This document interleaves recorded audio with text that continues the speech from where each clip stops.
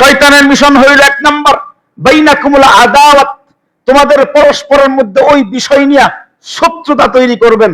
এবার বলেন, যারা আর্জেন্টিনা করে আর যারা ব্রাজিল করে, এই দুই দল একে অপরের মধ্যে দ্বন্দ্ব আছে না নাই? একটু জোরে বলেন, আছে না নাই? আছে। আদাওয়াত ওয়াল বাগদ, পরস্পর বিদ্বেষ, বিদ্বেষ আছে না নাই? শুধু কি বিদ্বেষ, এটা নিয়ে মারামারি, হানাহানি, এমনকি খুন হত্যা পর্যন্ত ইতিপূর্বে অনেক হয়ে গেছে, হয় নাই? অনেক হয়েছে, অনেক নজির আছে।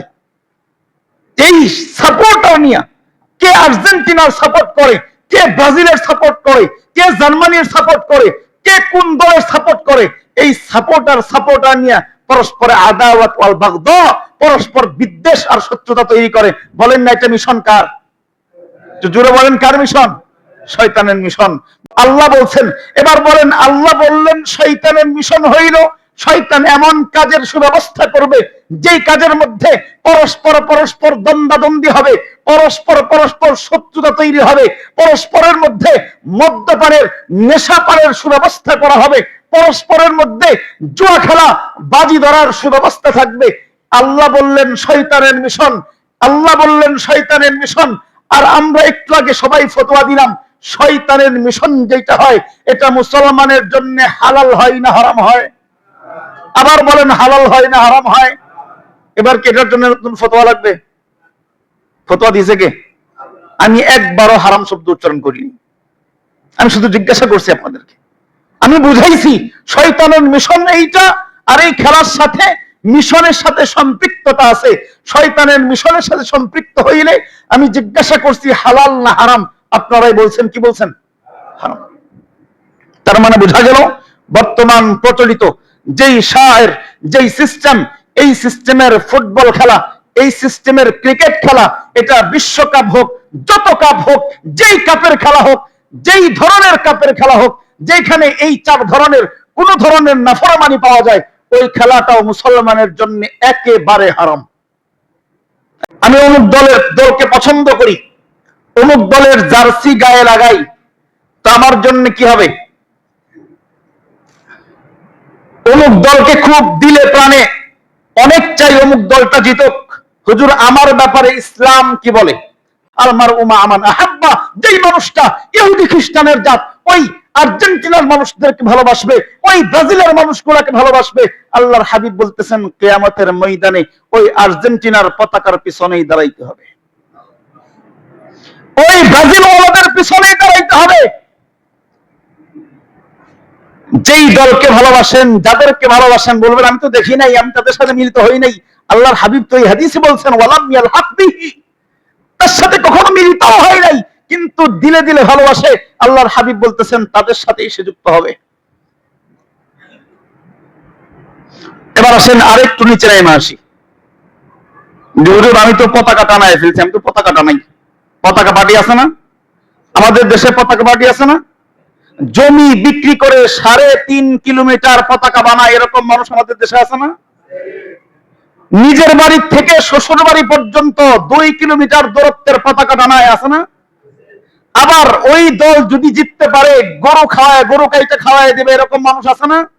আমাদের এই দেশে আছে। আমি আর্জেন্টিনার পতাকা টানাইলাম বাসার ছাদে, এটা কি মহব্বতে না শত্রুতায়? আমি ব্রাজিলের পতাকা টানাইছি আমার ছাদে, আমার মোড়ে, এটা কি মহব্বতে না শত্রুতায়? মহব্বতে। এবার আর্জেন্টিনা জিতলে আমি খুশি না বেজার? ব্রাজিলের সাপোর্টার আমি, ব্রাজিল জিতলে আমি খুশি না বেজার? খুশি। কোরআন আর হাদিস যেই কাজকে হারাম বলে, যেই কাজকে নাফরমানি বলে, এটা আরবে করলেও হারাম, অনরবে করলেও হারাম, আজমে করলেও হারাম, যেইখানে করুক না কেন, যেটা হারাম সেটা হারাম।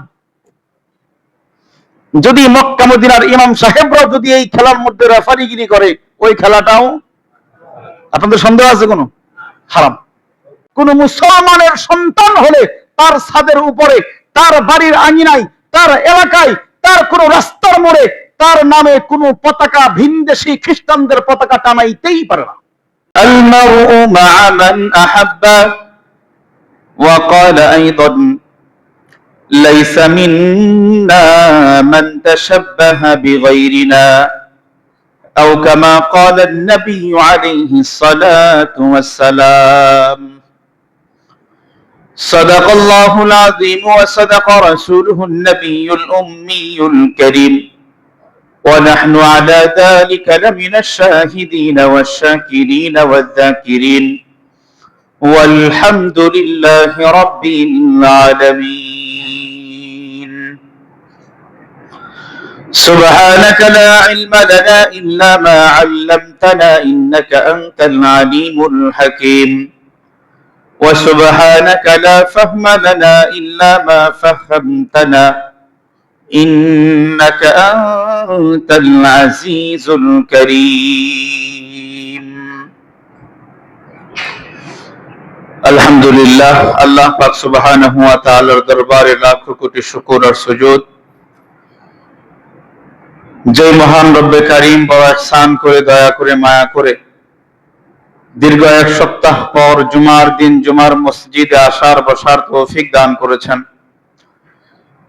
জুমার পূর্বক্ষণে কোরআন ও হাদিস থেকে কিছু কথা বলবার এবং শুনবার মতো সুযোগ করে দিয়েছেন। এজন্য সেই রবের দরবারে জোরে সোরে শুকরিয়া আদায় করি, বলি আলহামদুলিল্লাহ। মুহতারাম হাজিরিন, ভিন্ন একটা আলোচনা নির্ধারণ করেছিলাম, কিন্তু আজকে আসার পথে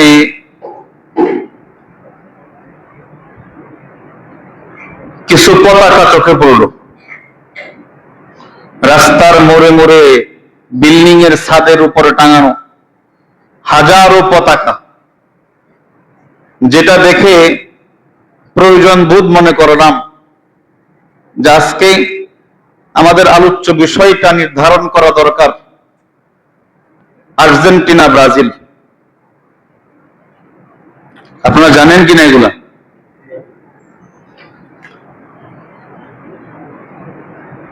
অর্থাৎ ফুটবল খেলা, বর্তমান যে ফুটবল খেলা সামনে আগামী বৃহস্পতিবার, অনেক তথ্য জোগাড় করার পর জানতে পারলাম আগামী বৃহস্পতিবার 11 জুন বিশ্বকাপ ফুটবলের প্রথম আসর অনুষ্ঠিত হবে।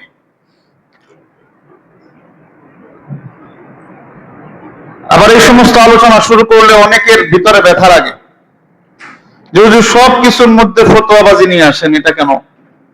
এরকম কথা অনেকে বলে কিনা?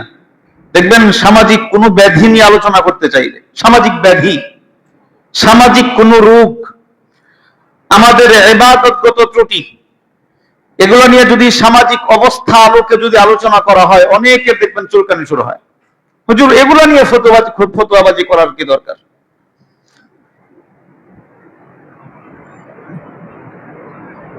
তো আসলে কিছু সামাজিক ব্যাধি, এগুলো নিয়ে আলোচনা করলে বিশেষ কিছু শ্রেণীর মানুষ এগুলার সমালোচনা করে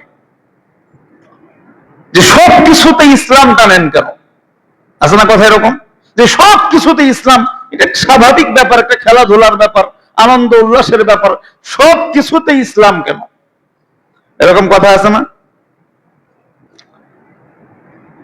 তো যদি মৌলিক হিসাব করি যে এই ধরনের কথা 4 শ্রেণীর মানুষ বলে, কয় শ্রেণীর মানুষ?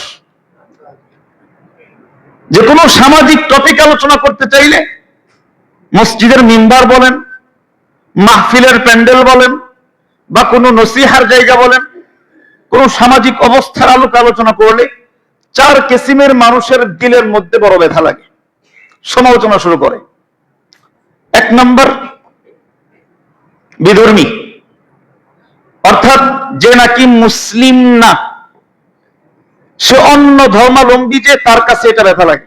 সে যদি শুনে যে মসজিদের মেম্বার থেকে ওর আলোচনা হয়, তার গায়ে আগুন লাগবে। নাম্বার 2, যার কোনো ধর্ম নাই, নাস্তিক, সেও এগুলোর সমালোচনা করবে, যে সব কিছুতে মৌলবাদী, সব কিছুতে ধর্ম টানাটানি। নাম্বার 3, যেই মানুষটা ইসলামের বিদ্বেষী, অর্থাৎ লেবাসে পোশাকে মুসলিম কিন্তু তলে তলে ইসলামের 12টা বাজানোর যাই জিম্মাদারি। এরকম মানুষ আছে না সমাজে? উপরে বিশাল বড় মুসলিম, কিন্তু নিচে নিচে ইসলামকে গোড়া কিভাবে কাটতে হয় সব থিওরি সে সারাক্ষণ গবেষণা করে। এরকম মানুষ সমাজে আছে। 4 নাম্বার, যেই মানুষটা শুধু নামের শুরুতে মোহাম্মদ লাগানোটাকেই মুসলিম মনে করে, অর্থাৎ বাবার ঔরসে মুসলমান হয়েছে, বংশগত মুসলমান, নামে মুসলমান, কাজের ক্ষেত্রে কিছুই না। তো এই 4 ধরনের মানুষের কাছে সামাজিক ব্যাধি নিয়ে আলোচনা করলে একটু গায়ের মধ্যে একটু মুচড়া লাগবে। মুচড় লাগলেও কিচ্ছুই করার নাই, কারণ আল্লাহ তাআলা যারা প্রকৃত মুসলিম তাদের ব্যাপারে কোরআনে কারীম আলোচনা করছেন, যে সমস্ত ব্যাপারে কোরআন আলোচনা আছে। যে কোনো ব্যাধি হোক, প্রত্যেকটা ব্যাধি নিয়ে মুসলমানের মধ্যে আলোচনা সমালোচনা হবে, নিজেদের মধ্যে পর্যালোচনা হবে। এটা ইসলামের সৌন্দর্য। আসেন একটা দলিল দিয়ে আমার সামনে আলোচনা আগে। আল্লাহ রাব্বুল আলামিন কোরআনে কারীমের মধ্যে একটা আয়াত নাযিল করছেন। তার হাবিবকে ডাক দিয়ে বলেন, হে নবী, আপনি আপনার উম্মতদেরকে বলেন যে কুল ইন্না সলাতি, হে নবী আপনি বলেন আমার নামাজ, ইন্না সলাতি ওয়া নুসুকি, আমার কুরবানি, ওয়া মাহইয়ায়া, আমার গোটা জিন্দেগি, ওয়া মামাতি, আমার মৃত্যু, মৃত্যু পরবর্তী জিন্দেগি, সবকিছু একমাত্র লিল্লাহি রাব্বিল আলামিন। তার মানে আমার নামাজ এটা আল্লাহর জন্য হবে, আমার কুরবানি আল্লাহর জন্য হবে, আমার জিন্দেগির প্রত্যেকটা পাঠ কার জন্য হবে? আল্লাহর জন্য। এখন বলেন কোন সময়টা, কোন সেকেন্ডটা আপনার জিন্দেগির বাইরে? ফুটবল খেলার 90 মিনিট জিন্দেগির ভিতরে না বাহিরে? আমার কথা বুঝতেছেন না? খেলাধুলার যে 90 মিনিট, এটা কি জিন্দেগির ভিতরে না বাহিরে? জিন্দেগির ভিতরে যদি হয় তাহলে এই জিন্দেগিটা কার? আল্লাহর। যদি আল্লাহর দেওয়া জিন্দেগি হয়, জিন্দেগিটা যদি আল্লাহর জন্য উৎসর্গিত হয়, তাহলে এই সময়টা আল্লাহর সিস্টেমে নিয়ে আসা, এই সময়টা আল্লাহর সাথে হিসাব নিকাশ মিলানো, এটা দরকার আছে না নেই? তার মানে আমাদের জিন্দেগির সব পাঠ নিয়ে আমাদের ইসলামকে সেখানে আনতে হবে কিনা? এই জন্য এই কথা বলার সুযোগ নেই। সব জায়গায় ইসলামকে টানেন কেন? সব জায়গায় ফতোয়াবাজি করেন কেন? কিছু জায়গা ছাড় দেন না। আরে কোন জায়গা ছাড় দিব বলেন, সেই জায়গা ছাড় দিয়ে দিই। কোন জায়গাটা আল্লাহর না, কোন সময়টা আপনার আল্লাহর সাথে সম্পৃক্ত না, ওই সময়টা আমাদের সামনে আনেন। ওই সময় নিয়ে আর কখনো কোনো কথা হবে না। আছে কোনো সময় কারো জানা যে এই সময়টা আমার আল্লাহর সাথে সম্পৃক্ত না? তার মানে প্রত্যেকটা সময় যেহেতু আল্লাহর, এজন্য প্রত্যেকটা সময় নিয়ে আমাদের হিসাব নিকাশ করা দরকার। কথা বুঝতে পারছেন কিনা? এবার আসেন, সামনে কয়েকদিন পরে ফুটবল বিশ্বকাপ, অনেকের ভিতরে ভিতরে প্রস্তুতি শুরু হয়ে গেছে। অনেকেই আর্থিকভাবে প্রস্তুতি শুরু করে দিয়েছে। অনেক এলাকায় প্রজেক্টরের ব্যবস্থা হয়ে গেছে। অনেকের ছাদের মধ্যে পতাকা টাঙানো হয়ে গেছে। হয়েছে না? তার মানে মানসিক ভাবে এবং শারীরিক ভাবে, সার্বিক ভাবে এটার প্রস্তুতি নেওয়া হয়েছে। এর আলোচনা করতে চাইলে প্রথমে আমাদেরকে বুঝতে হবে ফুটবল খেলা কি জিনিস, বা এই খেলা সম্পর্কে ইসলাম কি বলে, খেলাধুলা সম্পর্কে ইসলামের মেজাজ কি, কোন খেলা ইসলামে বৈধ, কোন খেলা ইসলামে অবৈধ, এ সম্পর্কে আসেন কিঞ্চিত আলোচনা করি।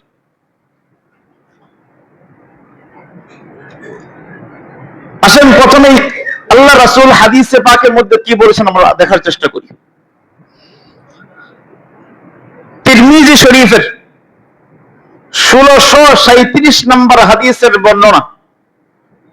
রাসূল আকরাম সাল্লাল্লাহু আলাইহি ওয়াসাল্লাম মুসলমানদের খেলাধুলার বিষয়বস্তু কি হবে, মুসলমান কোন ব্যাপারে তাদের খেলাধুলার সম্পৃক্ত করতে পারবে কি পারবে না, এই ব্যাপারে একটা মৌলিক থিওরি আলোচনা করছেন। আল্লাহর হাবিব সাল্লাল্লাহু আলাইহি ওয়াসাল্লাম বলেন, কুল্লু মা ইয়ালহু বিহির রাজুলুল মুসলিম, কুল্লু মা ইয়ালহু বিহির রাজুলুল মুসলিম, একজন মুসলমান যত ধরনের খেলাধুলা করতে পারে, যত ধরনের আনন্দ উল্লাস করতে পারে, যত ধরনের বিনোদনমূলক কার্যক্রমে শরীক হইতে পারে, কুল্লু মা, নবীজি বলতেছেন সব কিছু, সব এ টু জেড, নবীজি বলতেছেন কুল্লুহা বাতিল, সবকিছুই অনর্থক, সবকিছুই অনর্থক। এরপরে নবীজি ইল্লা বলে সামনে দুইটা বিষয়কে সামনে তুলে ধরেন। ইল্লা, নবীজি বলেন তবে হ্যাঁ, দুইটা খেলা তার জন্য বৈধ, দুইটা খেলা তার জন্য উত্তম। এক নাম্বার, নবীজি বলেন এক নাম্বার রমিয়াহু বিসাহমিন, মুসলমান, একজন মুসলমান সন্তানের জন্য তার সবচাইতে উত্তমতম একটা খেলা হইল রমিয়াহু বিসাহমিন, সে তীর চালানো শিক্ষা গ্রহণ করবে, তীরন্দাজি করবে, তীরন্দাজি, তীর চালানো শিক্ষা করা। নাম্বার দুই, নবীজি বলেন ওয়াতাদিবাহু বিফারাসিন, ঘোড় দৌড় শিক্ষা করা। এই দুইটা শিক্ষা, এই দুইটা বিনোদন, এই দুইটা খেলা মুসলমান করতে পারে। এছাড়া যত ধরনের খেলা আছে নবীজি বলেন বাতিলুন, সবকিছু অনর্থক, সবকিছু অনর্থক। নবীজি হারাম বলেন নাই, অনর্থক বলছেন। তো এখান থেকে ওলামায়ে কেরাম এই হাদিসের ব্যাখ্যা বিশ্লেষণ করেছেন। হাদিসের ব্যাখ্যা বিশ্লেষণে ওলামায়ে কেরাম নিয়ে এসেছেন সুদীর্ঘ আলোচনার শর্ট আলোচনা হইল যেই খেলার মধ্যে, যেই বিনোদনের মধ্যে ইসলামের কোনো স্বার্থ থাকে না। কারণ পিছনে যেই দুইটা খেলার কথা নবীজি বলছেন, এক নাম্বার রমিয়াহু বিসাহমিন, তীর চালনা শেখা, অর্থাৎ দূরে কোথাও শত্রুকে লক্ষ্য করে তীর ছোড়া, তীর লক্ষ্য বস্তুতে লাগানোর যে প্র্যাকটিস, যে ট্রেনিং, যে খেলা, এটাকে নবীজি উত্তম বলছেন। এখন সেই যুগের সাথে এই যুগে মিলান, মুহাদ্দিসিনে কেরাম সেই যুগের সাথে এই যুগের তাল মিলিয়েছেন যে হাদিস তার আপন জায়গায় রেখে যুগের সাথে এটার ব্যাখ্যা বিশ্লেষণ চেঞ্জ হয়। তো তখন সাহাবায়ে কেরামের সময় বন্দুক ছিল না, কামান ছিল না। তো নবীজিরা, সাহাবায়ে কেরাম যুদ্ধ করতেন দূরে শত্রুকে আঘাত করার জন্য যেই জিনিস দিয়ে লক্ষ্য বস্তুতে তীর ছুড়তেন, ছুড়ে মারতেন আঘাত করার জন্য। তো এখন আঘাত করার জন্য কি ব্যবহার হয়? বন্দুক ব্যবহার হয়, মিসাইল ব্যবহার হয়, বোম ব্যবহার হয়। তাহলে এইটা রাষ্ট্রীয়ভাবে শিক্ষা করা, মুসলমানের জন্য শিক্ষা করা, এটা উত্তম কাজ। নাম্বার দুই, নবীজি বলছেন ওয়াতাদিবাহু বিফারাসিন, এবং ঘোড়দৌড় শিক্ষা করা। তো তখনকার সময় তো এরকম যান্ত্রিক যান ছিল না, তো তখন ঘোড় ছিল, তখন ঘোড়া ছিল, এজন্য ঘোড়দৌড় শিক্ষা করা মুসলমানের জন্য দায়িত্ব ছিল। তো এখন যেহেতু যান্ত্রিক আধুনিক যান বের হয়েছে, ট্যাঙ্ক বের হয়েছে, বিভিন্ন আধুনিক অস্ত্র সরঞ্জামের বিভিন্ন নৌপথের যান ব্যবহার হয়, এখন স্থলপথের বিভিন্ন যান ব্যবহার হয়, তাহলে এটাও শিক্ষা করা মুসলমানের জিম্মাদারি। তো এই দুইটা শিক্ষা, এর বাহিরে যত খেলাধুলা সবকিছু নবীজি কি বলছেন? বাতিলুন, অনর্থক। এবার আসেন আরেকটা হাদিস শুনি। আল্লাহর হাবিব সাল্লাল্লাহু আলাইহি ওয়াসাল্লাম তিরমিজি শরীফের আরেকটা বর্ণনা 2696 নম্বর হাদিস, নবীজি এই হাদিসের মধ্যে বলেন যে ওয়ালা তাশাব্বাহু বিল ইয়াহুদ ওয়ান নাসারা, ও মুসলমান জাতি, ও আমার উম্মত, তোমরা কখনো ইহুদি এবং খ্রিস্টানদের তালে তাল মিলাবা না। ইহুদি এবং খ্রিস্টানরা যেই কার্যকলাপ করে এদের তালে তোমরা কখনো তাল মিলাবে না। কারণ নবীজি বলেন লাইসা মিন্না মান তাশাব্বাহা বিগাইরিনা, ওই উম্মত আমার উম্মত না, ওই পুরুষ আমার উম্মত না, ওই নারী আমার উম্মত না, ওই সন্তান আমার উম্মত না। মান তাশাব্বাহা বিগাইরিনা, যারা আমার উম্মত ছেড়ে অন্য কোন বিধর্মী, অন্য কোন খ্রিস্টান, অন্য কোন ইহুদি, অন্য কোন নাসারাদের অনুসরণ করে চলে। যারা ইহুদি খ্রিস্টানদের অনুসরণ করবে, নবীজি বলতেছেন লাইসা মিন্না, সে আমাদের মধ্যেই না, সে আমার উম্মতের মধ্যেই গণ্য না, উম্মতের বাহিরে। বলেন না নাউজুবিল্লাহ। এবার আসেন কোরআন কি বলে। কোরআনে কারীমে সূরাতুল মাইদার অসংখ্য আয়াত এই খেলাধুলা নিয়ে আলোচনা হয়েছে। 2 নম্বর আয়াতে কারীমায় সূরাতুল মাইদা আল্লাহ তাআলা বলেন ওয়া তাআওয়ানু আলাল বিররি ওয়াত তাকওয়া ওয়া লা তাআওয়ানু আলাল ইসমি ওয়াল উদওয়ান। আল্লাহ তাআলা সুস্পষ্ট একটা আলোচনা করছেন, ওয়া লা তাআওয়ানু আলাল ইসমি ওয়াল উদওয়ান। ও মুসলমান, তোমাদের জন্য একটা হারাম কাজ হইল, তোমরা কখনো কোনো হারাম কাজে, কোনো পাপের কাজে, কোনো নাফরমানির কাজে সহযোগিতা করতে পারবে না। এটা কার হুকুম? কথা বুঝতেছেন? ওয়ালা তাআওয়ানু আলাল ইসমি ওয়াল উদওয়ান। যেই জায়গায় গুনাহ হবে, যেই কাজে গুনাহ হবে, ওই কাজে, এবং যেইখানে রবের নাফরমানি হবে, রবের সাথে অবাধ্যতা হবে, ওই কাজে কেউ কোনোভাবে তোমরা মুসলমান হিসেবে সাহায্য করতে পারবে না। এটা আমাদের দায়িত্ব, ঈমানি দায়িত্ব। এটা আল্লাহর অর্ডার, আল্লাহর হুকুম। এবার এই আলোচনার পরে এবার আসেন আমরা বর্তমান ফুটবল খেলার জগতে একটু ঢুকি। তার আগে আসেন আরেকটা আয়াত শুনে আসি, ওটার সাথে আমরা ফুটবল খেলাকে মিলাই ফেলবো। সূরাতুল মাইদার 91 নম্বর আয়াত। আল্লাহ রাব্বুল আলামিন শয়তানের একটা চাল আমাদের সামনে তুলে ধরতেছেন। ইন্নামা ইউরিদু শাইতান, ইন্নামা ইউরিদু শাইতান। আল্লাহ তাআলা বলতেছেন শয়তান চায় যে আইয়ুকিআ বাইনাকুমুল আদাওয়াতা ওয়াল বাগদা ফিল খামরি ওয়াল মাইসির। আল্লাহ তাআলা বলতেছেন যে শয়তান চায় যে তোমাদের মধ্যে কোনো কাজের মাধ্যমে, কোনো বিষয় নিয়ে তোমাদের পরস্পরের মধ্যে দ্বন্দ্ব সংঘাত তৈরি হোক। আইয়ুকিআ বাইনাকুমুল আদাওয়াতা, আদাওয়াত মানে শত্রুতা, তোমাদের পরস্পরের মধ্যে শত্রুতা তৈরি হোক। ওয়াল বাগদা, এবং পরস্পরের বিদ্বেষ তৈরি হোক। ওয়াল খামরি ওয়াল মাইসির। আল্লাহ তাআলা বলেন শয়তান এটাও চায় ওই কাজের মধ্যে যেন জুয়া থাকে, ওই কাজের মধ্যে যেন মদ্যপানের সুব্যবস্থা থাকে। এটা কার টার্গেট বলেন? কার টার্গেট বলেন? শয়তানের টার্গেট, শয়তানের মিশন। এবার বলেন যেই ব্যাপারটা শয়তানের মিশন, যেই কাজটা শয়তানের দায়িত্ব, যেই কাজটা শয়তান পরিচালনা করে, ওই কাজ কি মুসলমানের জন্য হালাল না হারাম? এটা বলার জন্য কি নতুন করে ফতোয়া বোর্ডের ফতোয়া চাওয়া লাগবে? আল্লাহ বলতেছেন যেটা শয়তানের মিশন, শয়তানের মিশন হইল এমন কোন বিষয় দুনিয়ার মধ্যে কায়েম করা, যেই বিষয় দিয়া মুসলমান পরস্পরের মধ্যে আদাওয়াত এবং বাগদা, পরস্পরের মধ্যে বিদ্বেষ, শত্রুতা এবং মদপানের সুব্যবস্থা এবং জুয়া খেলার অবস্থা তৈরি হয়। যা কোরআন কারীমের আয়াত, সূরা মাইদা 91 নম্বর আয়াত। এবার আসেন এই আয়াতের সাথে আমাদের ফুটবল খেলা মিলাই দেখি।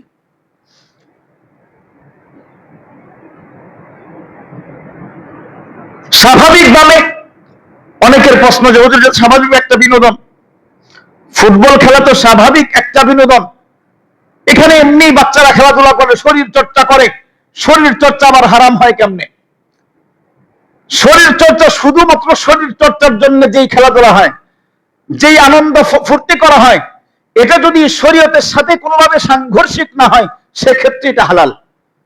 এবার বর্তমানের খেলার সাথে একটু মিলান, দেখেন এই আয়াতের সাথে, এই শয়তানের মিশনের সাথে, যেই মিশনকে আল্লাহ তাআলা কোরআনে কারীমে স্পষ্ট করে আলোচনা করলেন, এই মিশনের সাথে আমাদের খেলাধুলা মিল আছে কিনা?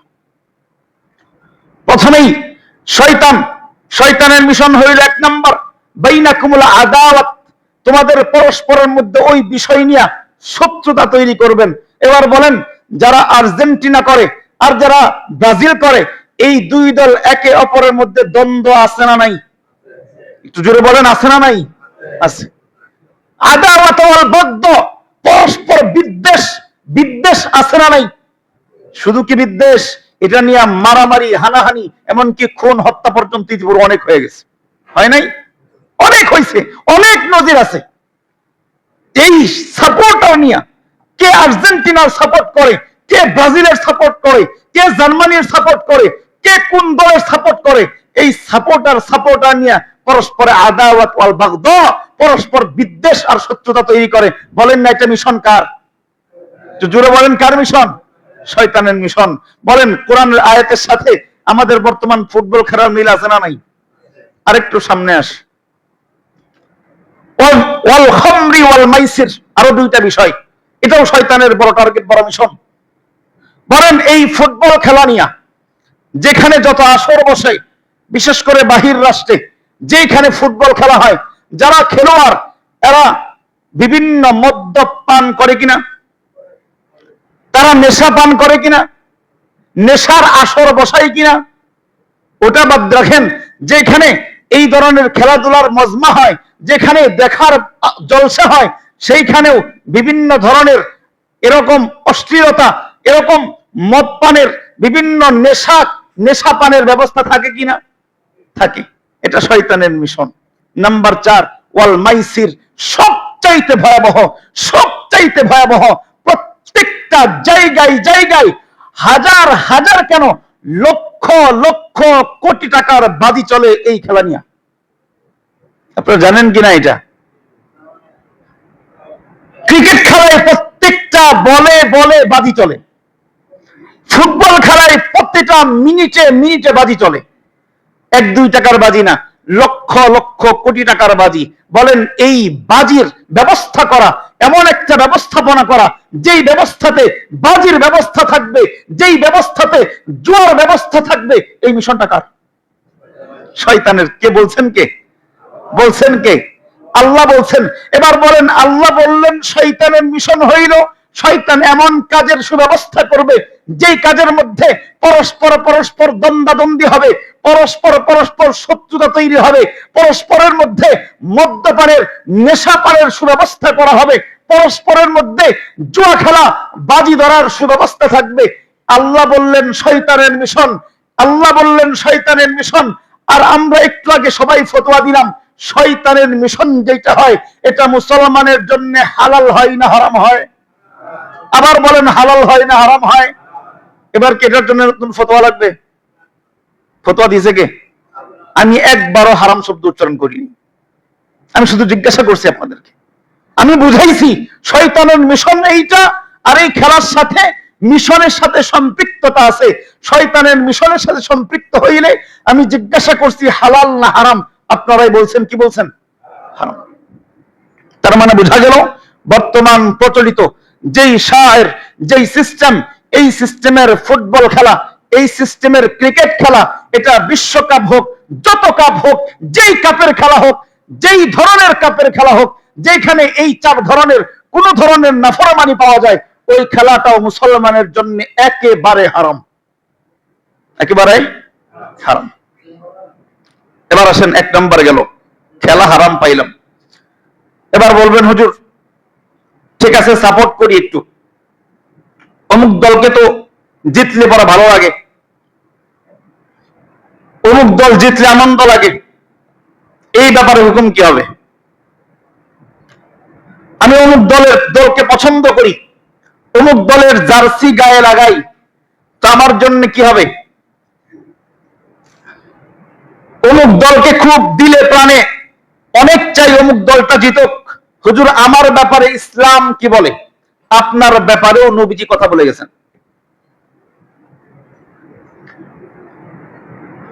আল্লাহর হাবিব সাল্লাল্লাহু আলাইহি ওয়াসাল্লাম হাদিসে পাকের মধ্যে ইরশাদ করেন, হযরত আব্দুল্লাহ ইবনে মাসউদ রাদিয়াল্লাহু তাআলা আনহু riwayat করেন, আবু দাউদ শরীফের হাদিস, আব্দুল্লাহ ইবনে মাসউদ রাদিয়াল্লাহু তাআলা আনহু riwayat করেন, একবার জাআ রাজুলুন ইলা নবী সাল্লাল্লাহু আলাইহি ওয়াসাল্লাম ফাকাল, হযরত আব্দুল্লাহ ইবনে মাসউদ রাদিয়াল্লাহু তাআলা আনহু নবীজির কাছে, আমাদের কাছে বলতেছেন যে এক ব্যক্তি নবীজির কাছে আসলো, এসে বলতেছেন ফাকাল ইয়া রাসূলুল্লাহ আতাকুলু ফি রাজুলিন আহাব্বা কওমান ওয়া লাম ইয়ালহাক বিহি, বলেন আমরা কি এখান থেকে কেউ আর্জেন্টিনা যাই, আমরা এখান থেকে কেউ ব্রাজিল যাই, কিন্তু আমরা দূর থেকে মহব্বত করি কিনা? আমরা কি এইখান থেকে আমরা কি সাহাবায়ে কেরামদেরকে দেখছি, কিন্তু সাহাবায়ে কেরামদেরকে ভালোবাসি কিনা? আমরা কেউ নবীদেরকে, কোন নবীকে কেউ দেখছি, তাদেরকে ভালোবাসি কিনা? আমরা আমাদের পূর্ববর্তী যত ওলামায়ে কেরাম ছিলেন, বুজুর্গানে দ্বীন ছিলেন, আব্দুল কাদের জিলানী ছিলেন, হাসান আল বসরি ছিলেন, তাদেরকে কেউ দেখছি, তাদেরকে ভালোবাসি কিনা? আবার মেসির কাছে কেউ গেছি, কিন্তু তাকে ভালোবাসি কিনা? আমাদের মধ্যে আছে কিনা? আছে কিনা? ব্রাজিলের বিভিন্ন দলের বিভিন্ন লোককে আমরা ভালোবাসি কিনা? ওই সাহাবী নবীকে জিজ্ঞাসা করতেছেন, ইয়া রাসূলুল্লাহ মা তাকুলু ফি রাজুল, ওই ব্যক্তির ব্যাপারে আপনি কি বলেন, আপনার ফয়সালা কি, ইসলামের ফয়সালা কি জানতে চাই। যেই লোকটা মান আহাব্বা কওমান ওয়া লাম ইয়ালহাক বিহি, যেই মানুষটা কোন কওমকে, কোন জাতিকে, কোন ব্যক্তিকে ভালোবাসে কিন্তু তার সাথে শরীক হইতে পারে না, তার কাছে যাইতে পারে নাই, তার সাথে মিলতে পারে নাই, অর্থাৎ দূর থেকে ভালোবাসে, তাকে কখনো দেখাও নাই অথবা তার কাছে মিলতে পারে নাই, কিন্তু দূর থেকে ভালোবাসে, তাই সে ভালো হোক অথবা খারাপ হোক, ওই ব্যক্তির সাথে সম্পর্ক, ওই ব্যক্তির সাথে মহব্বত, এই যে দিলের আত্মিক টান, এই টান হওয়ার কারণে ওই ব্যক্তির ব্যাপারে আপনি কি বলেন? প্রশ্ন বুঝছেন? আল্লাহর হাবিব সাল্লাল্লাহু আলাইহি ওয়াসাল্লাম ছোট্ট কথায় উত্তর দিয়ে দিয়েছেন, ও সাহাবী শোনো, আল মারউ মা মান আহাব্বা, আমি নবীর ফয়সালা হইল, শরীয়তের ফয়সালা হইল, আল্লাহ তাআলার বিধান হইল, যেই মানুষ দূর থেকে হোক, দেখে হোক, না দেখে হোক, যেই মানুষকে ভালোবাসবে, যদিও তার সাথে কখনো সাক্ষাৎ হয় নাই, যদিও সে কখনো তার সাথে গিয়ে মিলিত হয় নাই, কিন্তু যেই মানুষ আল মারউ মা মান আহাব্বা, যেই মানুষকে ভালোবাসবে, কিয়ামতের ময়দানে ওই মানুষের কাতারেই সে দণ্ডায়মান হবে। যেমনটা আনন্দের তেমনটাই বেদনার। কথা বুঝছেন কিনা? আমরা যারা সাহাবায়ে কেরামদেরকে ভালোবাসি, আমরা যারা নবীদেরকে ভালোবাসি, আমরা যারা নবীর আদর্শকে ভালোবাসি, আমরা যারা ওলামায়ে কেরামদেরকে ভালোবাসি, আল্লাহর হাবিবের এই হাদিস বলতেছে, ওই মানুষটা, ওই উম্মতটা যদিও জাহেল, যদিও রিকশা চালক, যদিও পানের দোকানদার, যদিও চায়ের দোকানদার, কিন্তু এই মানুষটা কিয়ামতের ময়দানে সাহাবায়ে কেরামদের কাতারে কাতারবদ্ধ হয়ে যাবে।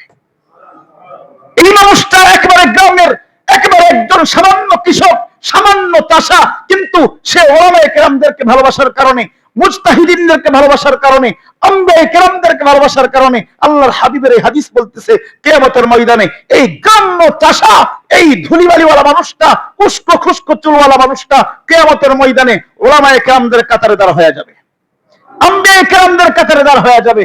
এবার এই কথাটা উল্টায় দেন, আল্লাহর হাবিব এই হাদিসে ওটাই বুঝাই দিয়েছেন, আল মারউ মা মান আহাব্বা, যেই মানুষটা ইহুদি খ্রিস্টানের জাত, ওই আর্জেন্টিনার মানুষদেরকে ভালোবাসবে, ওই ব্রাজিলের মানুষগুলোকে ভালোবাসবে, আল্লাহর হাবিব বলতেছেন কিয়ামতের ময়দানে ওই আর্জেন্টিনার পতাকার পিছনেই দাঁড়াইতে হবে,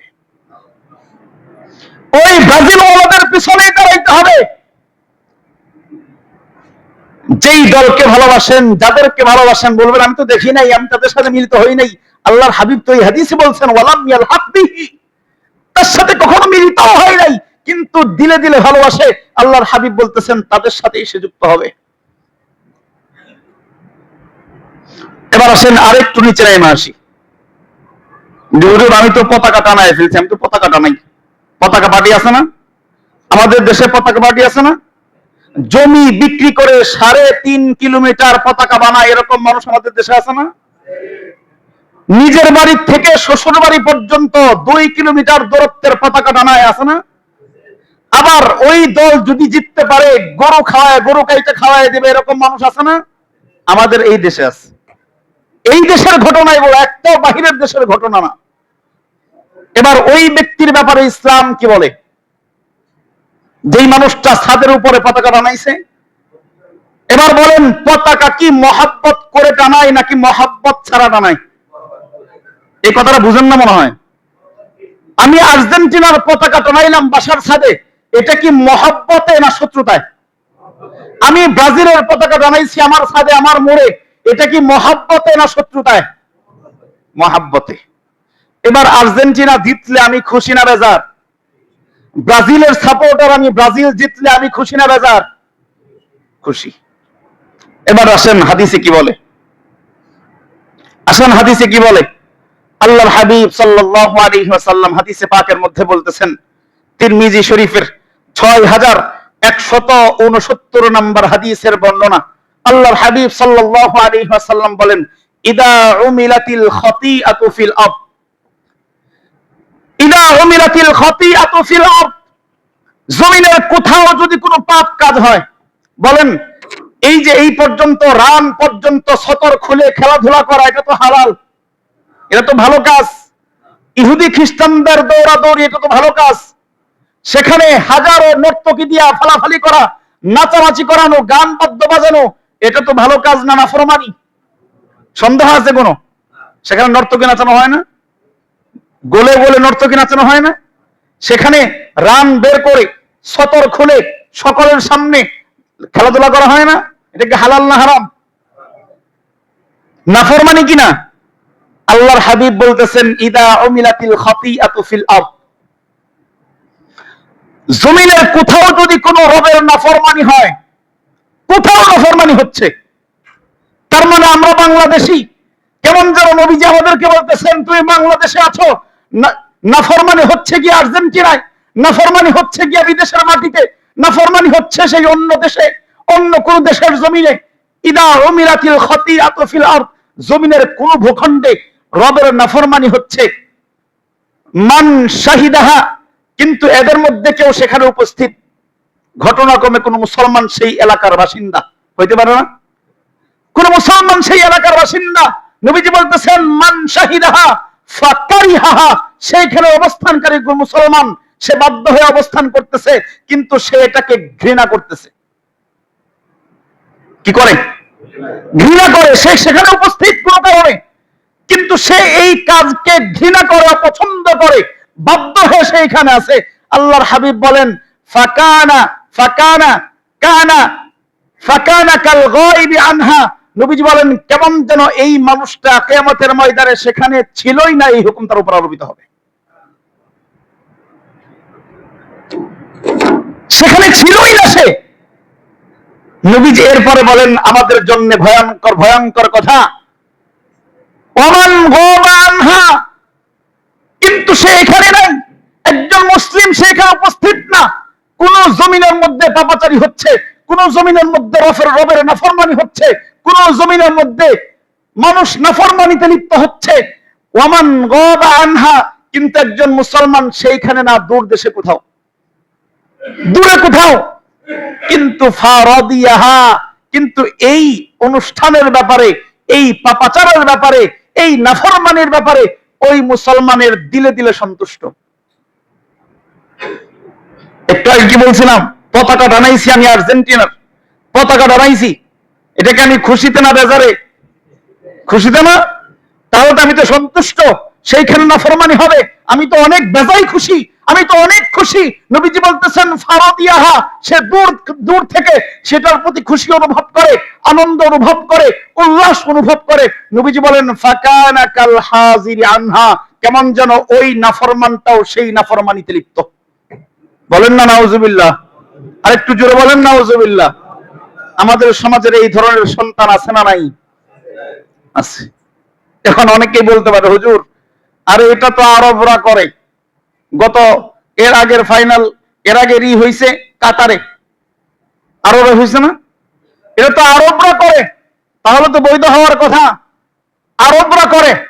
আমি ছোট্ট প্রশ্ন করতে চাই, যদি কোনো নাফরমান কাবার চত্বরে বসে নাফরমানি করে, জিনা করে, এটা কি হালাল না হারাম? হারাম। হারাম কাবার চত্বরেও হারাম, হারাম বাংলাদেশের জমিনেও হারাম। যেই যেখানেই থাকুক, কোরআন আর হাদিস যেই কাজকে হারাম বলে, যেই কাজকে নাফরমানি বলে, এটা আরবে করলেও হারাম, অনরবে করলেও হারাম, আজমে করলেও হারাম। যেইখানে করুক না কেন, যেটা হারাম সেটা হারাম। যদি মক্কা মদিনার ইমাম সাহেবরা যদি এই খেলার মধ্যে রেফারিগিরি করে, ওই খেলাটাও, আপনাদের সন্দেহ আছে কোনো? হারাম। এবছর হজের যিনি খুতবা দিয়েছেন, হজের ইমাম সাহেব, উনিও যদি রেফারিগিরি করে, তাও সেই খেলা হারাম। কোন সন্দেহ আছে? হারাম, কোন সন্দেহ নাই, এটা হারাম। কোন মুসলমানের সন্তান তাদেরকে পছন্দও করতে পারে না, তাদেরকে সাপোর্টও করতে পারে না। কোন মুসলমানের সন্তান হলে তার ছাদের উপরে, তার বাড়ির আঙিনায়, তার এলাকায়, তার কোন রাস্তার মোড়ে তার নামে কোন পতাকা, ভিনদেশী খ্রিস্টানদের পতাকা টানাইতেই পারে না।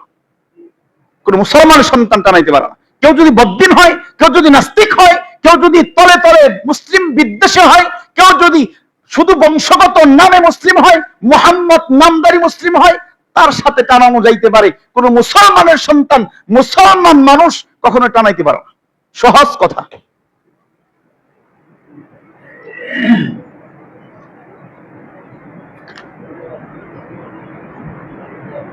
এটা গেল খেলাধুলার ব্যাপার। এবার আসেন আমাদের মুসলিমদের সন্তানদের অবস্থা। মুসলমান যুবক কি করবে? মুসলমান যুবকদেরকে যদি এই ব্যাপারে কথা বলতে হয়, কোরআনে কারিমে যুবকদেরকে আল্লাহ কি বলছেন এই ব্যাপারটা একটু কানে তুলে ধরা। কোরআনে কারিমে আল্লাহ রাব্বুল আলামিন যুবকদেরকে শক্তি নামে উল্লেখ করছেন। কি নামে? কি নামে? শক্তি। মুসলমান মানে, মুসলমান যুবক মানে আল্লাহ বলছেন শক্তি। কোরআনে কারিমে আল্লাহ রাব্বুল আলামিন বলেন, আল্লাহুল্লাযী খালাকাকুম মিন দুফিন সুম্মা জাআলা মিন বাদি দুফিন কুওয়াতান সুম্মা জাআলা মিন বাদি কুওয়াতিন দুফাও ওয়া শাইবা। আল্লাহ তাআলা মানুষের তিনটা রূপ বর্ণনা করছেন। এক নাম্বার, আল্লাহ বলেন সমস্ত শিশুরা দুর্বল। বলেন শিশুরা দুর্বল হয় কিনা? আল্লাহ তাআলা বলেন, আল্লাহুল্লাযী খালাকাকুম মিন দুফিন। আল্লাহ তো ওই রব যিনি তোমাদেরকে শিশু অবস্থায় দুর্বল করে সৃষ্টি করেছেন। সুম্মা জাআলা মিন বাদি দুফিন কুওয়া। আল্লাহ বলেন এরপরে ওই দুর্বল শিশুটাকে আল্লাহ তাআলা কুওয়াতওয়ালা বানিয়েছেন, শক্তি বানিয়েছেন। বলেন এই শক্তিওয়ালা মানুষটাকে? যুবক। আল্লাহ বলেন এরপরে বলেন, সুম্মা জাআলা মিন বাদি দুফিন কুওয়া সুম্মা জাআলা মিন বাদি কুওয়াতিন দুফাও ওয়া শাইবা। এই যুবক কালের পরে, এই যৌবন কালের পরে আবার একটা মানুষকে আল্লাহ তাআলা দুর্বল আর বৃদ্ধ বানায় দেন। শক্তি বলছেন কোন অংশকে? শক্তি বলছেন কোন অংশকে? যুবককে আল্লাহ শক্তি বলছেন। শক্তি, সে সার্বিকভাবে শক্তি, সে পরিবারের জন্য শক্তি, সে সমাজের জন্য শক্তি, সে ইসলামের জন্য শক্তি, সে ইসলাম কায়েমের জন্য শক্তি। প্রত্যেকটা ক্ষেত্রে ক্ষেত্রে একজন মুসলমান যুবক সে শক্তি। এটা কোরআন বলছে, সে শক্তি। আজকে এই মুসলমানের যুবকরা সবচাইতে বেশি দুর্বল হয়ে গেছে, সবচাইতে বেশি দুর্বল। বিভিন্ন রং তামাশার পিছনে পড়া, বিভিন্ন রং তামাশার পিছনে, এই ধরনের খেলাধুলা,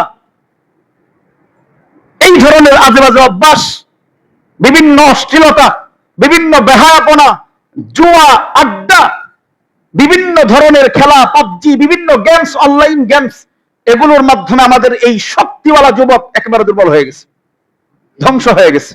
শক্তির যুবক আর শক্তি নেই। যেই যুবককে আল্লাহ শক্তি বলে উল্লেখ করছেন, আল্লাহ নামে নামকরণ করেছেন, ওই শক্তি আজকে সবচাইতে বিড়ালের চেয়ে দুর্বল, সার্বিক ক্ষেত্রে দুর্বল। কেন? কারণ সে আল্লাহর থিওরিতে নেই, আল্লাহর থিওরিতে নেই। যেখানে আল্লাহ রাব্বুল আলামিন প্রত্যেকটা ঈমানদারের জন্য একটা আদর্শ নির্ধারণ করেছেন, লাকাদ কানা লাকুম ফি রাসূলিল্লাহি উসওয়াতুন হাসানাহ। তোমাদের জন্য তোমাদের নবীদের মধ্যে, নবীর মধ্যে রয়েছে সর্বোত্তম আদর্শ। ওই আদর্শকে তোমরা আঁকড়ে ধরো, ওই আদর্শকে আঁকড়ে ধরো। আজকে মুসলমানের সন্তান দু একজন কাফের হইতে পারে, একজন দুইজন ভ্রষ্ট হইতে পারে, একজন দুইজন পথ বিপদগামী হয়ে যাইতে পারে, কিন্তু সমস্ত যুবক একত্রে বিপদগামী হয় কেমনে? একত্রে বিপদগামী হয় কেমনে? ওয়ালা তাকুম মিনাল গাফিলিন। যেখানে আল্লাহ তাআলা বারবার ডাকতেছেন, ও আমার বান্দা, ওয়ালা তাকুম মিনাল গাফিলিন, তোমরা কিন্তু উদাসীনদের অন্তর্ভুক্ত হইও না, গাফেলদের অন্তর্ভুক্ত হইও না। আল্লাহ বান্দাদেরকে ডাকতে থাকেন।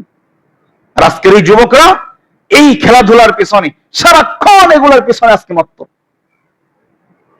যেই যুবক ফজরের সময় 5টা, 4:30, 5টার সময় জাগ্রত হইতে পারে না, আর কয়েকদিন পরে দেখবেন এই যুবক রাত 2টার সময় টিভির সামনে বসা থাকবে না?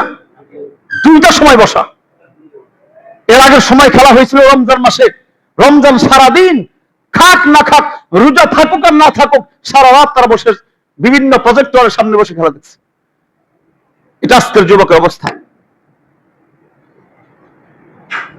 একটা ভয়ঙ্কর তথ্য দেই, একটা ভয়ঙ্কর তথ্য হইল, কিয়ামতের আগে আল্লাহর হাবিব বলছেন দাজ্জাল আসবে, দাজ্জাল। এই দাজ্জালের ফিতনা থেকে কতগুলা মানুষ বাঁচতে পারবে? মুহাদ্দিসিনে কেরাম আলোচনা করছেন, এই দাজ্জালের ফিতনা 95 থেকে 98% মুসলমান দাজ্জালের ফিতনায় পতিত হবে। বাঁচলো কয়জন? 2 থেকে 5 জন। তার মানে 100 মানুষ, এইখানে আমরা যদি 300 মানুষ থাকি, 300 মানুষ থেকে 2 জন করে বাঁচলে বাঁচবো কয়জন? 6 জন। তার মানে 300 মানুষ থেকে 6 জন মানুষ ইমানদার থাকবে, বাকি সব মানুষ কাফের হয়ে যাবে, দাজ্জালের ফিতনায় পতিত হবে। শুধু তাই না, আরো ভয়ঙ্কর কথা হইল, এই যে বাকি 98 জন মানুষ যারা নাকি দাজ্জালের ফিতনায় পতিত হইল, এই 98 জন মানুষ ওই 2 জনকে তিরস্কার করতে থাকবে, যেই 2 জন সঠিক পথে আছে। এবার একটু আমাদের সাথে হিসাব মিলান তো। আপনি খেলা বুঝেন না? তো বুঝি না বাবা। আরে আপনি তো দুনিয়ার কিছুই বুঝেন না, মিয়া কি করেন? এই মেজাজ আমাদের মধ্যে আছে কিনা? আরে হুজুর খেলা বুঝেন না, ক্রিকেট বুঝেন না, আপনি তো আধুনিকতাই বুঝেন না। এই ধরনের বুলি আমাদের সমাজে প্রচলিত আছে কিনা? তাহলে বুঝেন এটা দাজ্জালের ফিতনা কিনা। দাজ্জালের ফিতনা, এটাও দাজ্জালের ফিতনা। দাজ্জাল আসার আগে অনেক ফিতনা আসবে, এটাও তার মধ্যে অন্যতম ফিতনা, যেটা গোটা দুনিয়ার 95% মানুষ একদিকে থাকবে, মাত্র 5% মানুষ ভিন্ন দিকে থাকবে। বিশ্বাস না হইলে আর 5 দিন পরে 6 দিন পরে আমাদের পাশে ওয়ালটন যেই শোরুম আছে এর সামনে যাবেন, আর কোথাও যাওয়ার দরকার নেই। আমি এইখানে গিয়ে দেখছি, এটা তো শুরুই হয় নাই, বিশ্বকাপ শুরুই হয় নাই, বিভিন্ন টেস্ট মনে হয় চলে। এর আগে আমি দেখছি সাদা দাড়িওয়ালা মানুষ, দাড়ি পাকা মানুষ, যেই মানুষটার গুনাহ দেখতে আল্লাহ লজ্জা পায়, এই সাদা দাড়িওয়ালা মানুষ এইখানে দাঁড়ায় দাঁড়ায় টিভি দেখে। আমি দেখছি, আমি নিজের চোখে দেখছি, এই ওয়ালটনের সামনে বড় বড় টিভি লাগানো, এখানে দাঁড়ায় দাঁড়ায় দাড়ি পাকা মানুষ দাড়ি হাতায় আর টিভি দেখে। অনেকের হাতে আবার ধোঁয়াও থাকে।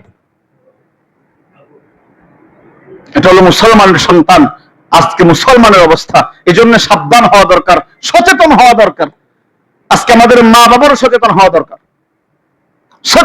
দরকার, বড়ই সচেতনতার সময়। আজকে আমার সন্তান একবেলা না খাইলে বেহুশ হয়ে যায়, পেরেশান হয়ে যায়। একটু অসুস্থ হইলে আমার সন্তানের গায়ের মধ্যে একটু আচরণ লাগলে পেরেশান হয়ে যায়, মাথা ঠিক থাকে না।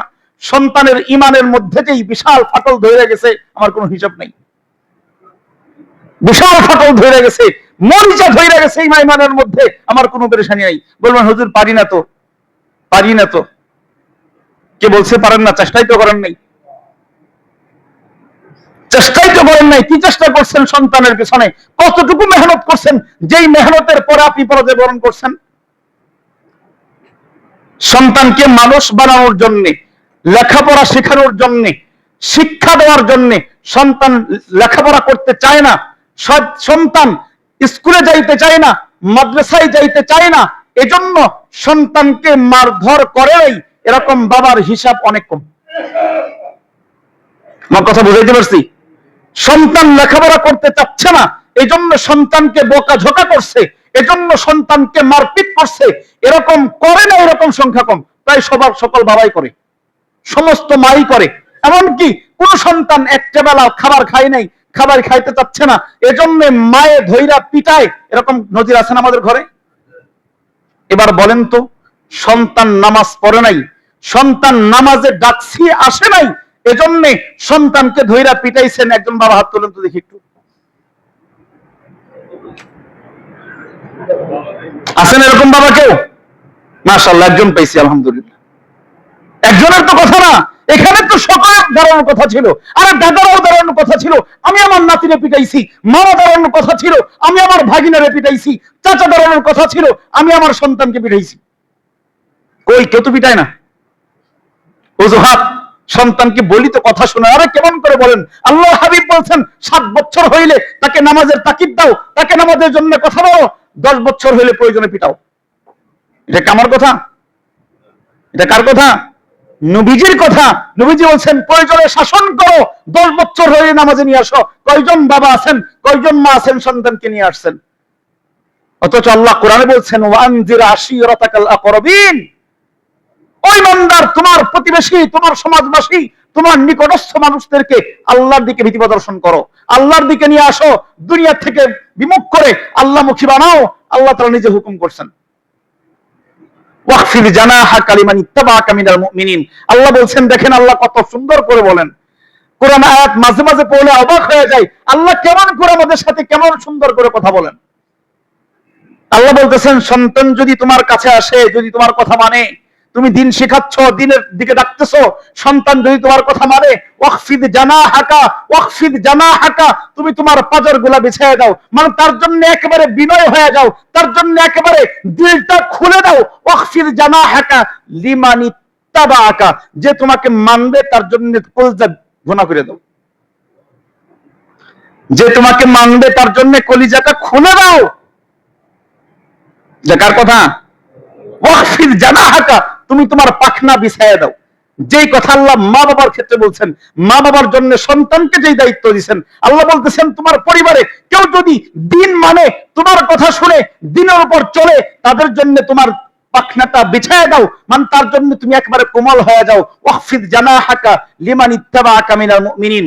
আর যদি যেই বক্তব্য আমরা আপনার দেই, যেই বক্তব্য আমাদের কাছে আসে, ওই বক্তব্যের কথা আল্লাহ বলছেন। আল্লাহ জানে এরকম শ্রেণী আছে, কিছু সন্তান আছে না, হাজার চেষ্টার পরেও সত্যিকার অর্থে আসে না, আছে না?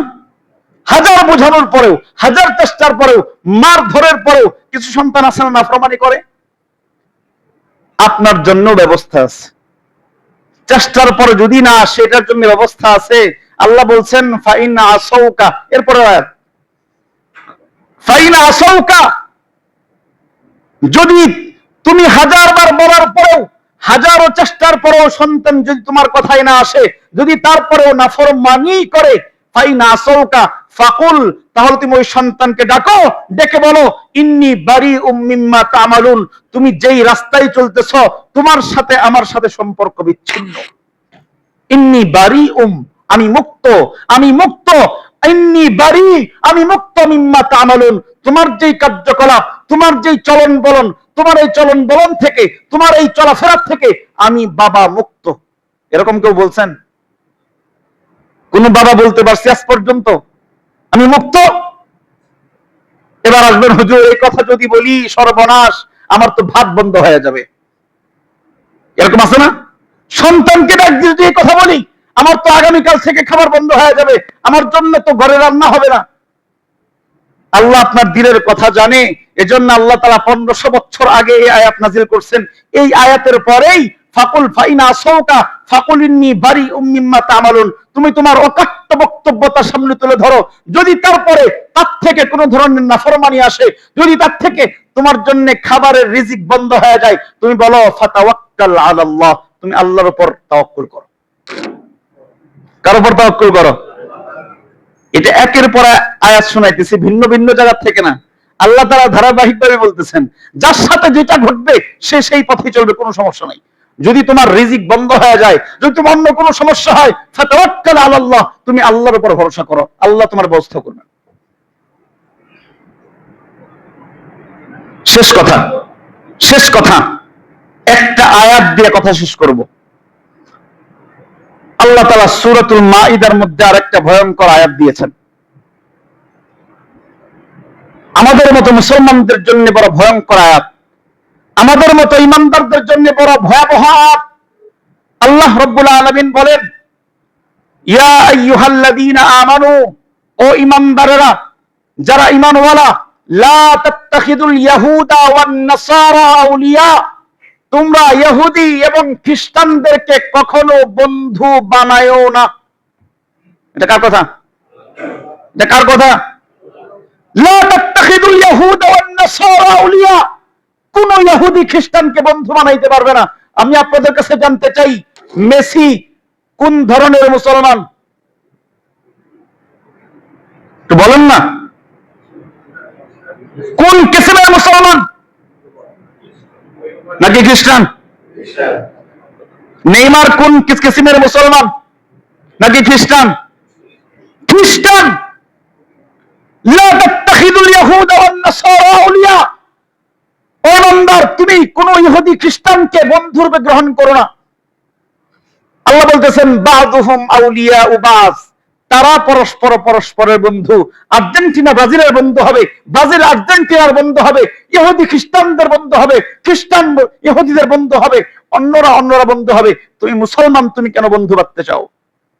যদি পাতো, আল্লাহ তাআলা সাবধানের বাণী শোনায় দিচ্ছেন, যদি পাতো ওয়ামাইয়াতাওয়াল্লাহুম মিনকুম, তোমাদের মধ্যে যদি তারপরেও আগ বাড়ায়া তাদের সাথে বন্ধুত্ব স্থাপন করে, তাদের সাথে মহব্বত কায়েম করে, তাদেরকে ভালোবাসতে শুরু করে, ওয়ামাইয়াতাওয়াল্লাহুম মিনকুম ফাইন্নাহু মিনহুম, আমি আল্লাহর শাশ্বত বাণী হইল ওই ইমানদার নামে ইমানদার হইলেও ফাইন্নাহু মিনহুম, কিয়ামতের ময়দানে ওই ইমানদার তাদের কাতারেই দাঁড় হয়ে যাবে। বলেন না নাউজুবিল্লাহ। এই কথা শোনার পরে, এই আয়াত জানার পরে আমরা ওই 10 নাম্বার মেসির জার্সি আর নেইমারের জার্সি কে কে গায়ে পরবো? কে কে পরবো? নিজেরা পরি, সন্তানকে কিনে দেবো তো ইনশাআল্লাহ? কিনে দেবো তো? আমার সন্তানের গায়ে একজন এমন ব্যক্তির জার্সি থাকবে, এমন ব্যক্তির আদর্শ থাকবে। আপনারা তো পরিচয় জানেন না, পরিচয় তো জানেন না এরা কারা। আমি আজকে সার্চ দিয়ে দেখছি, আজকে দেখছি আমি এই যে যেই নেইমারের জন্য আমাদের দেশের মানুষ আত্মহত্যা পর্যন্ত করছে। এই দেশের মানুষ যেই নেইমারের জন্য, নেইমার হারছে এজন্য আমার দেশের মানুষ আত্মহত্যা করছে। এই নেইমার তার আপন বোনের সাথে সর্বক্ষণ জিনা করে, এই নেইমার। এবার বলবেন মেসি তো ভালো। আরে মেসি কোন মেসি? যেই মেসির ইতিহাস ঘাটেন, যেই মেসির খবর দেখেন, 9 বছর সে তার এক মহিলার সাথে সম্পর্ক করছে, প্রেম করছে, 9 বছরে 2টা সন্তান পয়দা দিছে, তারপরে ওই জেনা, ওই জারজ সন্তান সহকারে 9 বছর পরে তাকে বিয়ে করছে। কয় বছর পরে? জারজ সন্তান যারা পয়দা করে, জারজ সন্তান যারা জন্ম দেয়, ওই জারজ আজকে মুসলমানদের আদর্শ হয়ে গেছে। আজকে আমার আপনার সন্তান ওই জারজ পয়দা করে যারা, ওই জারজ সন্তান সাপ্লাই করে যারা, ওই জারজ সন্তান সাপ্লাইকারীদের গেঞ্জি গায়ে দিয়ে বাজারে বাজারে ঘুরে অনেক সন্তান মসজিদে নামাজ পড়ে এসে পড়ে না। আর্জেন্টিনার গেঞ্জি গায়ে মসজিদে আসে না, ব্রাজিলের পোশাক পরে মসজিদে আসে না, বাজারে ঘুরে না। আর নির্লজ্জ বেহায়া না হইলে একটা যুবক ওই লুচ্চাদের গায়ের নাম্বারওয়ালা কাপড় পরে কেমনে? যেই মানুষটা বোনের সাথে জিনা করে, যেই মানুষটা 9 বছর গার্লফ্রেন্ডের সাথে থাকার পরে 2টা সন্তান, জারজ সন্তান জন্ম দেওয়ার পরে সেই গার্লফ্রেন্ডকে বিবাহ করে, এমন জারজ পয়দা করদের যারা করে, এদের নাম্বারওয়ালা, এদের পোশাকধারী পোশাক একজন মুসলমানের সন্তান পরে কেমনে? কোন লজ্জায়, কোন হায়াতে পড়ে? কোন হায়াতে পড়ে? আমরা আমাদের সন্তানদের কিনে দেবো তো ইনশাআল্লাহ? কে কে কিনে দিবেন? বাসায় থাকলে নাকি রাখবেন না ছিড়বেন? বাসার ছাদের মধ্যে পতাকা টানাবেন কে কে? পতাকা টানাবেন কেউ? যারা বাসার মালিক আছেন, যারা বাবা আছেন, যাদের নিজস্ব বাসা তারা তো বাবা, তাদের সন্তান, তাদের কোনো ভাড়াটিয়া বাসার ছাদের মধ্যে পতাকা টানাইলে একবার আগুন ধরে পুড়ে ফেলবেন। কারণ খ্রিস্টানদের কোনো পতাকা আমার দেশের মুসলমানদের হইতে পারে না। অনেকেই দেখবেন লেখে ওই পতাকা টানায় আর নিচে লেখা দেয় অমুক অমুক অমুক অমুক অমুকের পক্ষ থেকে হৃদয়ে আর্জেন্টিনা, আছে না? হৃদয়ে ব্রাজিল। আরে মোবাইলে দেখলাম কয়েক জায়গায় হোন্ডার শোডাউন হয়েছে, বিশাল বিশাল শোডাউন, আর নির্বাচনের চাইতেও বড় বড় শোডাউন। কারণ হৃদয়ে আর্জেন্টিনা। আর যেই মানুষটা হৃদয়ের ভিতরে ইহুদি খ্রিস্টান, ওই মানুষটা মরার আগেই তো তার ভিতরে ইহুদি খ্রিস্টান ঢুকে গেছে। কিয়ামতের ময়দানে দাঁড়াবে তো পরে, সে তো দুনিয়াতেই ইহুদি খ্রিস্টান, কারণ তার হৃদয়ের ভিতরেই তো ইহুদি খ্রিস্টান। সে হৃদয়ে আর্জেন্টিনা নিয়ে ঘুরে, হৃদয়ে ব্রাজিল নিয়ে ঘুরে। একজন মুসলমানের হৃদয়ে থাকবে কি? যদি দেশ থাকে, যদি কোনো মাটি থাকে, তাহলে থাকবে তার দেশের মাটি। যদি অন্য কোনো মাটি থাকে, তাহলে থাকবে মক্কার মাটি। হৃদয় যদি অন্য কোনো মাটি থাকে, থাকবে মদিনার মাটি। কি বলেন? হৃদয়ে কোনো মানুষ থাকবে মুহাম্মদুর রাসূলুল্লাহ। হৃদয়ে কোনো মানুষ থাকবে তার মা আর বাবা। হৃদয়ে আর্জেন্টিনা হয় কেমনে, হৃদয়ে মেসি হয় কেমনে, হৃদয়ে এই ব্রাজিল হয় কেমনে? সতর্ক থাকতে পারবো না ইনশাআল্লাহ? আমাদের সন্তানদের ঈমান বাঁচানোর জন্য আমাদের মিশন চালাইতে পারবো তো ইনশাআল্লাহ? প্রত্যেকটা ব্যক্তি দায়িত্ব নেন, প্রত্যেকটা ব্যক্তি, এটা আমাদের সকলের দায়িত্ব। আপনার ছাদে যদি পতাকা ঝুলে, এটার জিম্মাদারি কিয়ামতের ময়দানে আপনাকে জবাবদিহিতা করতে হবে। এতদিন যারা জানেন নাই সেটা ভিন্ন হিসাব, আজকে জানার পরে, বোঝার পরে, নিজেরা হারাম ফতোয়া দেওয়ার পরেও যদি বাসার ছাদের মধ্যে এই আর্জেন্টিনা, ব্রাজিল বা অন্য কোন রাষ্ট্রের যদি কোনো পতাকা টানান, বুঝতে হবে উপরে যাই শুনুন, ওই যে প্রথম শ্রেণী, ওই যে শুধু নামের শুরুতে মোহাম্মদ, আর কোরবানির সময় গোশতের বন্টন, আর সব যেই সেই। আল্লাহ তাআলা সকলকে হেফাজত করেন, আল্লাহ তাআলা আমাদের সকলের ঈমানকে হেফাজত করেন, আমাদের সন্তানদেরকে হেফাজত করেন। ওয়া আখির দাওয়া।